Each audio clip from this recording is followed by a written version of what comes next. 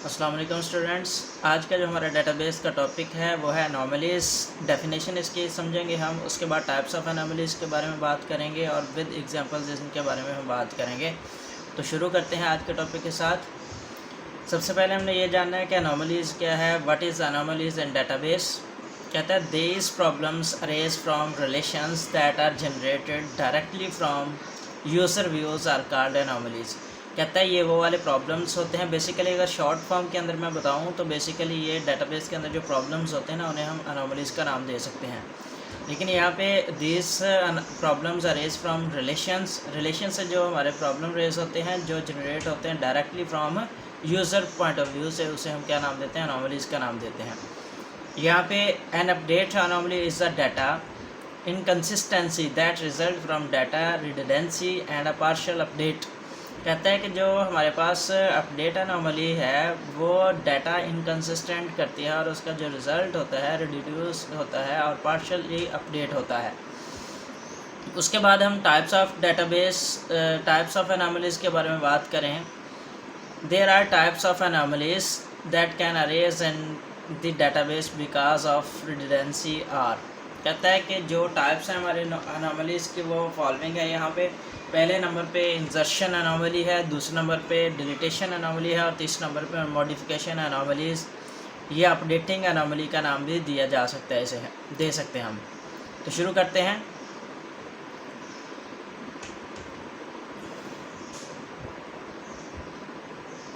ये यहाँ पे देखें ज़रा, ये एग्जांपल्स दी हुई हैं। वन बाय वन इनके बारे में हम डिस्कस करेंगे। Consider a relation employee. यहाँ पे हमारे पास एक रिलेशन है एम्प्लॉय नेम का, एम्प्लॉय डिपार्टमेंट विद एट्रीब्यूट्स, जिसके अंदर ये फॉलोइंग एट्रीब्यूट्स होंगे। ई होगा, उसके बाद ई नेम हो, एम्प्लॉय नेम होगा, उसके बाद एड्रेस होगा, उसके बाद डिपार्टमेंट हैश और डिपार्टमेंट नेम और डिपार्टमेंट मैनेजर होगा। ये मैं आपको बता दूं, पहले नंबर पे ई हमने हैश यूज़ किया हुआ है, तो with primary key as a E hash. Primary key जो है उसने ई हैश को एज अ प्राइमरी की लिया हुआ है। उसके बाद एम्प्लॉय नेम है, उसके बाद एड्रेस है, उसके बाद डी हैश है, उसके बाद डिपार्टमेंट नेम है, उसके बाद डिपार्टमेंट मैनेजर है। तो इनके बारे में आगे हम बात करेंगे, तो फिर आपको आसानी से इसके बारे में समझ आ जाएगी। तो पहले हम बात करें इंसर्शन अनोमली के बारे में। इंसर्शन अनोमली क्या होता है? Let us assume that a new department has been started by the organisation. एक ऑर्गेनाइजेशन है जो कि न्यू डिपार्टमेंट जो है वो स्टार्ट करती है, but initially there is no employee appointed for that in department. लेकिन वो इनिशियली क्या करता है, वो कोई भी एम्प्लॉय अपॉइंटमेंट नहीं करता उसकी उस डिपार्टमेंट के लिए। Then the employee for this department can not be inserted. तो हम ऑफकोर्स जब हमने कोई जो है अपॉइंटमेंट नहीं की किसी भी एम्प्लॉय की, तो किसी भी ट्यूपल के अंदर हम डिपार्टमेंट का जो डाटा होगा या ट्यूपल के अंदर डिपार्टमेंट को इंसर्ट नहीं करेंगे इनटू दिस टेबल, इस टेबल के अंदर, as the E hash will have null. यहाँ पे देखें ज़रा, ये वाला जो दिया हुआ है ई हैश, आपको ये कलर के अंदर नज़र आ रहा है। E hash will have null which is not allowed as E hash is primary की।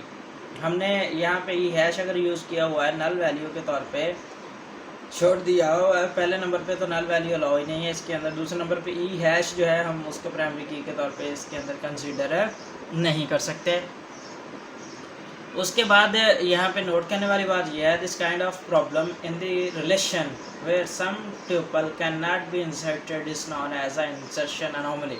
मतलब यहाँ पे ये है, मैं आपको बता दूँ शॉर्ट टर्म के अंदर, कि अगर हमने एक ट्यूपल बनाया हुआ है रिलेशन के अंदर प्राइमरी की के तौर पे ई हैश टाइप का, तो ई हैश के अंदर अगर हमने उसे नल छोड़ दिया तो फिर ये क्या होगा? इंसर्शन अनोमली का नाम होगा। उसके अंदर किस तरह से हम डाटा जो है इंटर कर सकते हैं।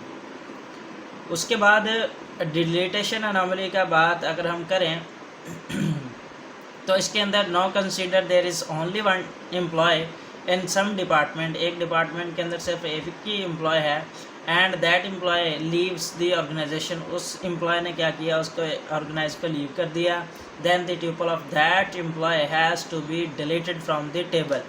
अगर हमारे पास एक ऐसी ऑर्गेनाइजेशन है जिसके अंदर एक डिपार्टमेंट का एक ही एम्प्लॉय है और वो एम्प्लॉय भी लीव कर जाता है ऑर्गेनाइजेशन में से, तो हमें क्या करना पड़ेगा? उस एम्प्लॉय का उस रो में से डाटा जो है वो डिलीट करना पड़ेगा। But in additions to that the information about the department also will get deleted। तो हमें उस डिपार्टमेंट की जो होगी इंफॉर्मेशन होगी वो भी डिलीट करनी पड़ेगी। This kind of problem in the relation where deletion of some tuples can lead to loss of some other data not intended to be removed is known as a deletion anomaly।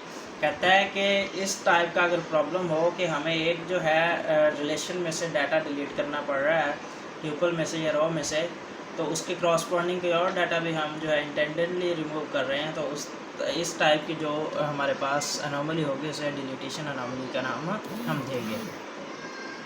उसके बाद अगर हम modification या update anomaly की बात करें, suppose the manager of a department has changed.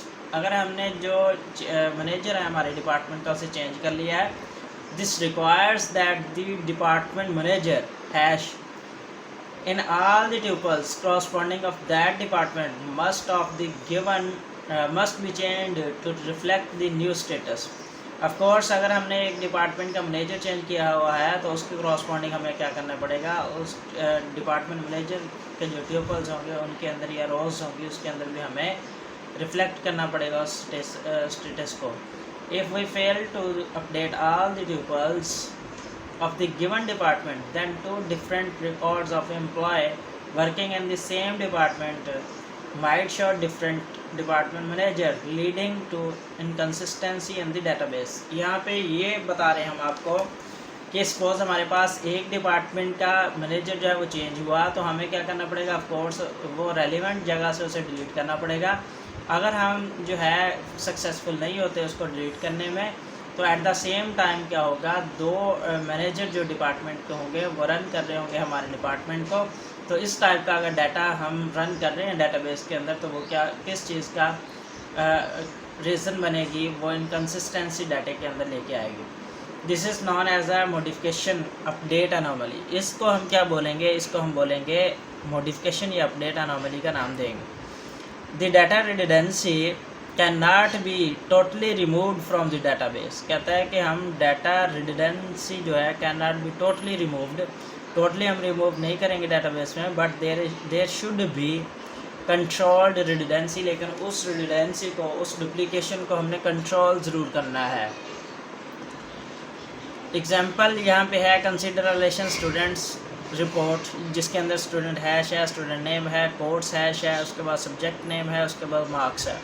To store the marks of a students of a course having some optional subjects but all the students might not select the same optional papers.